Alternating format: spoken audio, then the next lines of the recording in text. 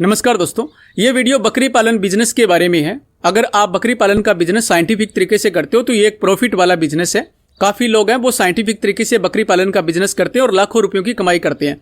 अगर आप बकरी पालन बिजनेस करना चाहते हो तो सरकार भी इस बिजनेस के लिए आपको सपोर्ट करती है। आपको सरकारी योजना में लोन मिलता है और लोन पे आपको सब्सिडी का लाभ भी मिलता है। एनएलएम योजना और मुद्रा योजना दोनों में आप पे लोन ले सकते हो लाइव स्टॉक मिशन के लिए। NLM national live stock mission योजना में अगर आप लोन लेते हो तो यहाँ पे आपको 50% तक की सब्सिडी मिलती है। इस वीडियो में हम बकरी पालन बिजनेस के बारे में डिटेल में डिस्कस करेंगे। जैसे बकरी पालन बिजनेस लोन का प्रोसेस क्या होता है, अगर आप लोन लेना चाहते हो तो इसका सारा प्रोसेस क्या है वो हम समझेंगे।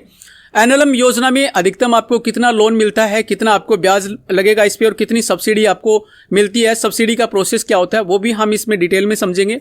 इसके अलावा गोट फार्मिंग बिजनेस आप अगर करते हो और लोन लेते हो तो बैंक की क्या क्या कंडीशन होती है लोन देने के लिए, बैंक की क्या क्या शर्तें होती है जो आपको कंप्लीट करनी होगी तभी आप इसमें लोन है वो ले सकते हो। और इसके बाद हम समझेंगे कि गोट फार्म बिजनेस करने के लिए आपके पास क्या क्या व्यवस्था होनी चाहिए, जैसे लैंड की व्यवस्था क्या होनी चाहिए, शेड वगैरह की, चारे की व्यवस्था, और ये इस तरह की पूरी जानकारी हम इस वीडियो में डिटेल में डिस्कस करेंगे। तो अगर आप गोट फार्मिंग बिजनेस करना चाहते हो तो आपके लिए बहुत इंपॉर्टेंट वीडियो होगा। इस वीडियो को आप शुरू से लेकर अंत तक पूरा जरूर देखिए और चैनल को आपने सब्सक्राइब नहीं किया तो आपसे रिक्वेस्ट है प्लीज चैनल को सब्सक्राइब कर लीजिए। तो शुरू करते हैं topic wise one by one करके डिटेल में डिस्कस। तो सबसे पहले हम देखते हैं कि बकरी पालन बिजनेस लेने के लिए जो लोन प्रोसेस है वो क्या रहता है इसमें, ठीक है। तो सबसे पहले हम बिजनेस का प्रोसेस देख लेते हैं कि बकरी पालन के लिए क्या क्या करना होगा। तो अगर आप गोट फार्मिंग बिजनेस करना चाहते हो तो इसकी कंडीशन ये होती है कि अगर आप बिजनेस करना चाहते हो और आप उस पर लोन लेना चाहते हो तो आपके पास 20 बकरियों पे एक मेल बकरी होनी चाहिए, यानी कि 20 बकरी और एक बकरा होना चाहिए।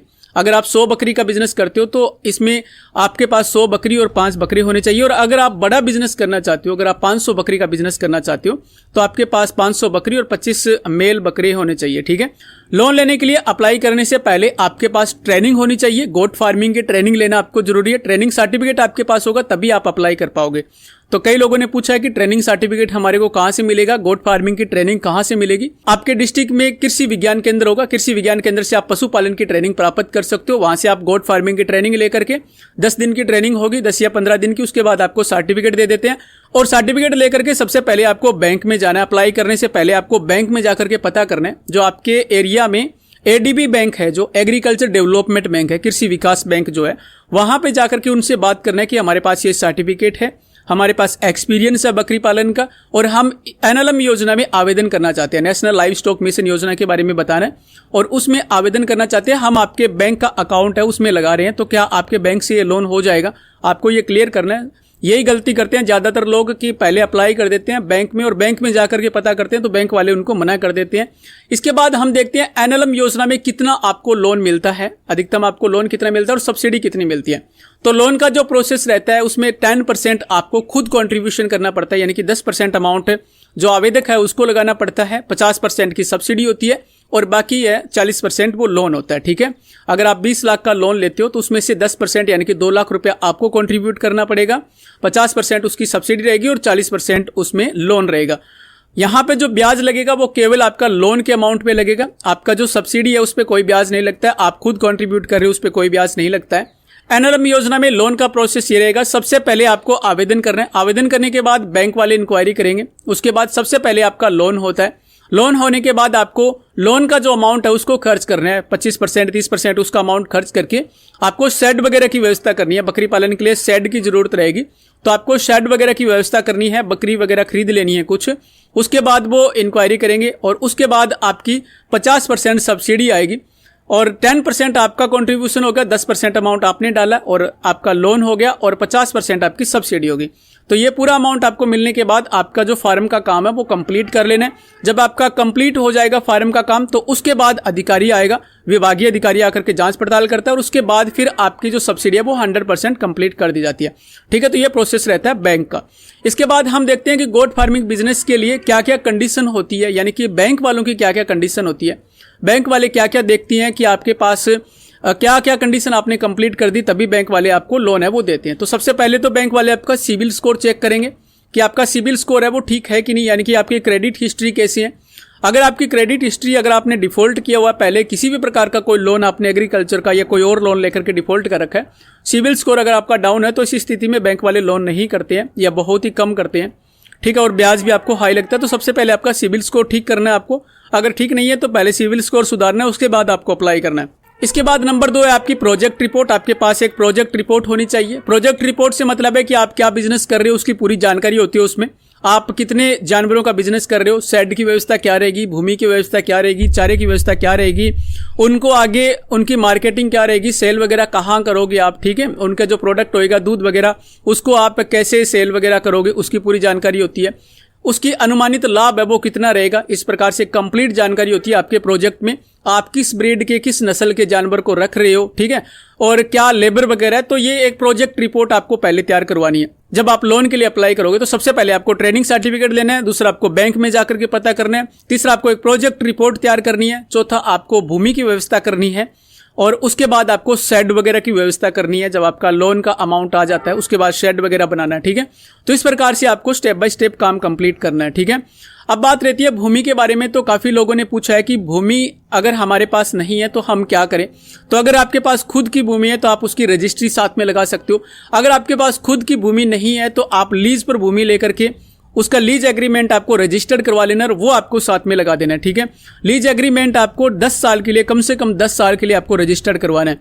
कुछ लोगों ने पूछा है कि हमारे नाम तो भूमि नहीं है लेकिन हमारे फादर के नाम भूमि है, तो उसमें क्या करें। तो अगर आप आवेदन कर रहे हो फादर के नाम भूमि है तो आप उस कंडीशन में लीज एग्रीमेंट बनवा करके उसको यूज कर सकते हो, ठीक है।